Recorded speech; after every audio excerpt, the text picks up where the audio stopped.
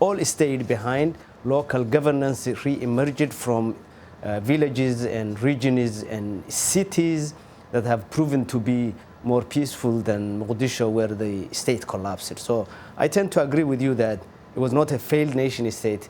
It was a state, post-colonial state, that collapsed. And as the ambassador alluded to, that is now being reconstructed, hopefully in a better light this time than in the past.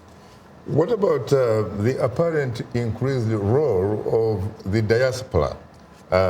It looks like the diaspora is apparently almost dominating the politics, frankly, of their country. The last time I checked, about 2/3 of the presidential candidates, for example, were in fact from the diaspora.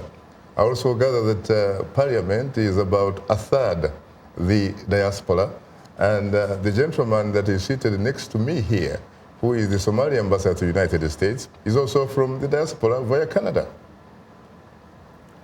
You're right. And not to mention the fact that both the president and the newly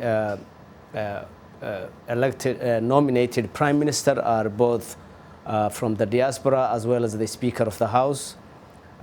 So yes, I think this is again speaking to the collapsed state where the middle class and the petty bourgeoisie of the nation left the country and reclaimed security and peace in other lands, but never abandoned their nation and their country.